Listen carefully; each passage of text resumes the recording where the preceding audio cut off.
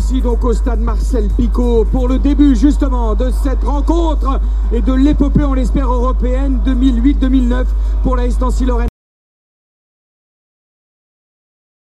De chercher l'un de ses coéquipiers, pourquoi pas Abdespadou, le Poidon, point de pénalty, Macaluso battu dans le domaine aérien, et attention à la contre-attaque possible des Écossais, avec c'est Mark Fitzpatrick, là-bas l'intervention d'ancienne, avec Pascal Berenguer, pour Elder, il y a pénalty, il siffle pas, oh à mon avis il y a faute sur Elder, le centre ensuite de Monsel Zerka qui est pris par le gardien Graham Smith, il a pris une sorte de cravate Elder face à un joueur écossais.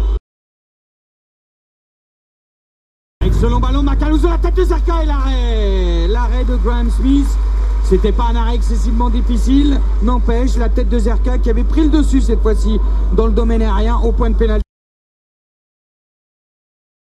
Michael Chrétien, si les Nancéens pouvaient mettre du rythme, ça nous arrangerait. Allez, avec sur le côté droit, Jean Calvé, après un bon 1-2 avec Pascal Berenguer, Jean Calvé, le centre de Jean Calvé, la tête de Zerka, oh la bête de me... C'est qui? C'est Pascal Berenguer. Cette tête magnifique de Pascal Berenguer, un peu comme l'an passé, je crois que c'était face à Auxerre, avec un superbe centre de Jean Calvé et la tête croisée de Pascal Berenguer, une tête plongeante, 15 mètres décalé côté droit, la tête croisée, Graham Smith n'a absolument rien pu faire, et la Nancy-Lorraine, enfin, sans convaincre à la 42e minute, mène 1-0 sur cette tête croisée, cette tête plongeante absolument exceptionnelle de Pascal Berenguer, cette tête croisée qui va se loger sur la base du poteau droit de Graham Smith, vraiment un geste technique magnifique à cette tête croisée de Pascal Berenguer. Pour Sutton, bien joué, ça pour Fitzpatrick qui me paraît cuit, il peut plus, s'il écarte côté droit, c'est dangereux, il écarte côté droit, peut-être la frappe de Clarkson, et le penalty, il a joué, heureusement qu'il siffle pas, heureusement qu'il siffle pas, penalty, mes confrères écossais sont foudrage, ils sont foudrage. Par Quentin Fortuné, il est à 25 mètres, il donne à Berenguer, Berenguer qui va décaler Dia, la passe du break, et la parade sur cette frappe de Dia, la parade de Graham Smith.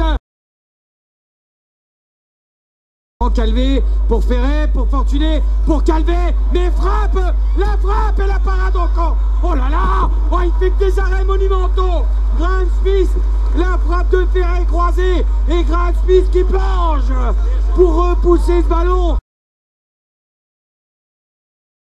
Avec la récupération de Michael Chrétien sur le côté gauche, il va essayer de se mettre dans l'axe, peut-être la frappe de Berenguer, la frappe de Berenguer, et la parade exceptionnelle, encore une fois, de Graham Smith. Bah, c'est pas vrai, c'est un extraterrestre, ce gardien qui a repoussé ce ballon, cette frappe vicieuse de 30 mètres croisée de Pascal Berenguer, il a repoussé ce ballon sur sa barre, il est en état de grâce le gardien, il est en état de grâce, c'est E.T. hein, c'est un extraterrestre, c'est un mutant.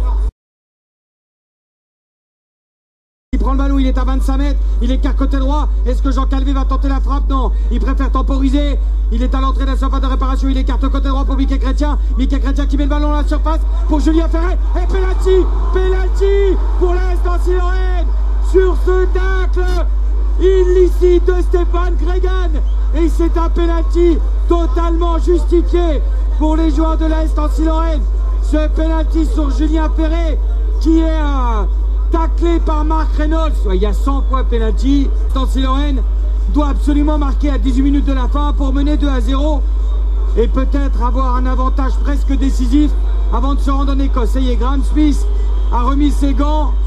Il faut qu'Issardia marque parce qu'avec le début de saison qu'il a fait, s'il ne marque pas là, il va avoir la tête dans le sac. Issardia, c'est parti. Et la parade du gardien écossais. Il est en pleine forme. C'est incroyable. C'est un mutant. Il a été la chercher. C'est terminé. La Nancy-Lorraine s'impose donc, certes, mais seulement 1-0. Tout sera donc jouable au match retour.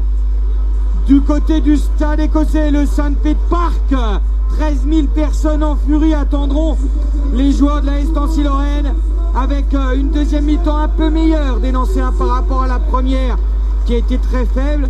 Les Écossais, certes techniquement, ne sont pas des foudres de guerre, mais ils compensent par une forte et une grande et une admirable générosité, une admirable envie de faire don de soi pour les supporters. Et la Nancy-Lorraine s'impose quand même 1-0.